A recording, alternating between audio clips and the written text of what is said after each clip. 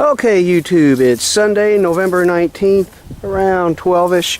Pretty chilly night last night, kind of I guess you call it a good hard freeze. I don't know what the temperature got down to, but right now it's 41 in the garage, but it never gets as cold in the garage as it does outside, so I'm guessing from the way that ice looks, well, it had to be, you know, somewhere in the 20s, so, but what we got to do is get the race car ready to store for the winter. We still have straight water in it. Don't worry, it didn't get cold enough to freeze for any hard freezing in the trailer. The trailer holds some heat, and it actually heats up pretty good when the sun's on it, but no, it didn't even get slushy. But we do need to get that straight water out of there, get some antifreeze in it. We're going to do a cold start. It's been, this will be the third weekend, I think, since I raced her. No, I raced on November 5th, so, okay, it's been 2 weekends of no racing, I think, counting this one. But the tires are almost flat. I'm going to pump them up because the slicks do bleed down slowly after a couple weeks. Put some jack stands under it so that it won't rest on the rims. And we're going to do I'm not sure if I mentioned it, we're going to do a cold start for the day, charge the batteries, get antifreeze in it, cover it up, be done. Not going to clean it up, too cold for that today. We've had a very warm November, and I'm not used to this chilly stuff. It's not bad in the sun, but I guess first thing to do is to air up the tires.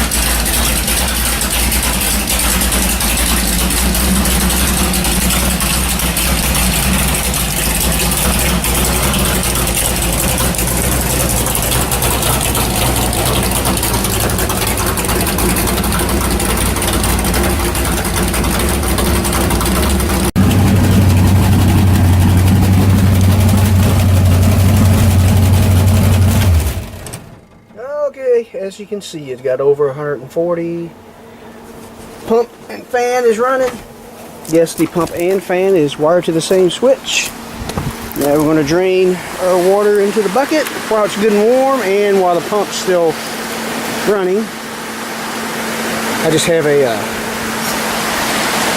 fitting welded to the bottom of the radiator and just a regular gas valve. I don't know if you can see the lever, kind of hard to see, but right now not a lot's coming in. You can see there's some crud in the bottom of this thing. It needs flushed out. I'm not going to do that today. We'll do that in the springtime when I drain the antifreeze back out. As you can see, when we take the cap off, it comes out quicker. But there's some crud down in there. That's why it's good to do this with actually fresh antifreeze every year. And like I said, the antifreeze I got is used, but I'm going to strain it so I can use it, and I will buy some new to finish filling it up. And I'm going to go ahead and switch that pump over to manual because I want it to keep pumping out of the block. And this is a three-way switch.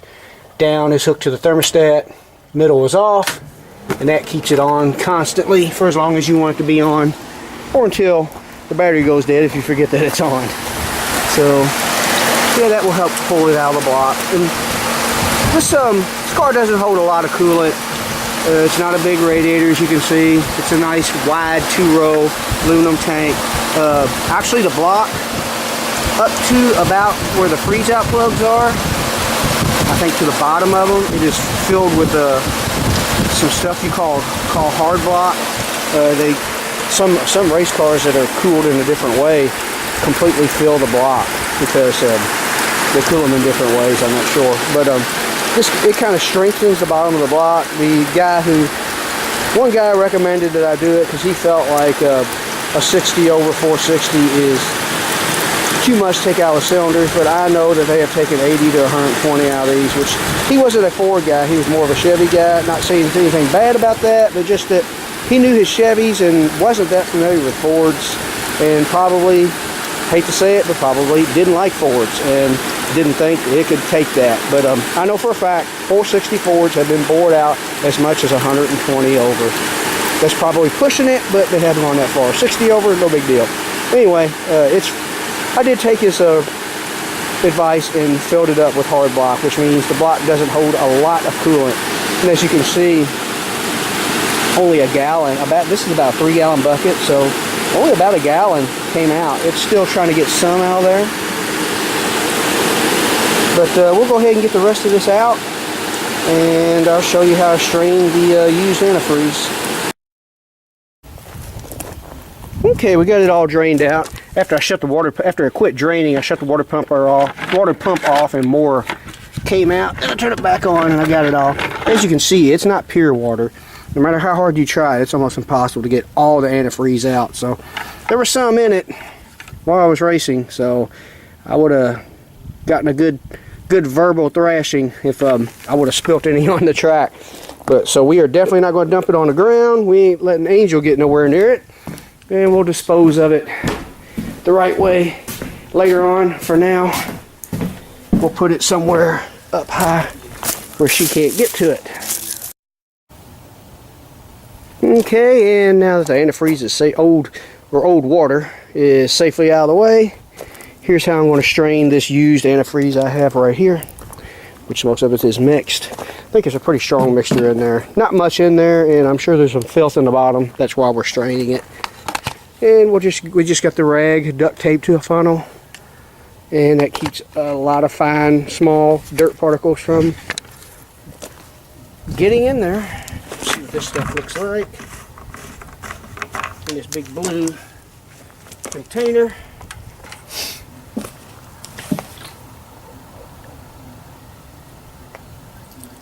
Yeah, it actually looks pretty good. And one thing I do like to do when I fill it up is turn the fan and water pump back on. That way it's, it's circulating through the block and it's completely full.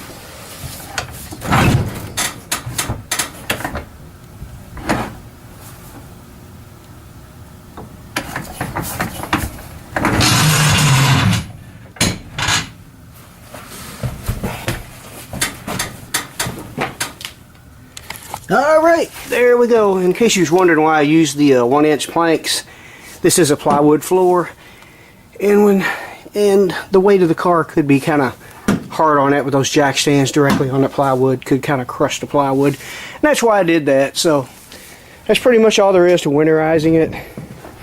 The antifreeze I had filled it halfway up, which is actually good enough, because all it is it's in there and it's circulated through the block. It's just in there to keep things from freezing up, but I don't like to leave it dry either. So that's what that's in there for. But I'll probably buy some new antifreeze and fill it all the way up anyway and make sure it's circulated good.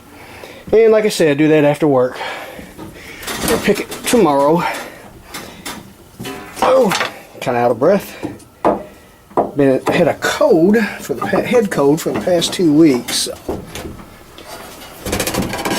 So I've already gotten out of shape, I guess. Plus it's cold, not used to cold air. But the only thing left, I'm going to hook the battery charger up to it, get the batteries up good and hot. And I used to bring them inside, which is, I probably still should, but I'm not going to. This battery here is getting kind of old. It's going to be replaced anyway. I'm actually wanting to switch to the same type of battery. If you remember back when I bought that, I think the Extreme brand battery for the Torino, I would love to put some of those in here because those batteries are awesome. They're expensive, but I really like them. So in about once a month, I'm going to charge these batteries, start this thing up, and we don't have to worry about when our slicks bleed down, coming down on the rim. And that should be it. Okay, and thanks for watching, and we'll do some cold starts throughout the winter when we do them, when it's not too awful cold. As you've seen, this thing was pretty stubborn when it got that cold last night. Anyway, thanks for watching.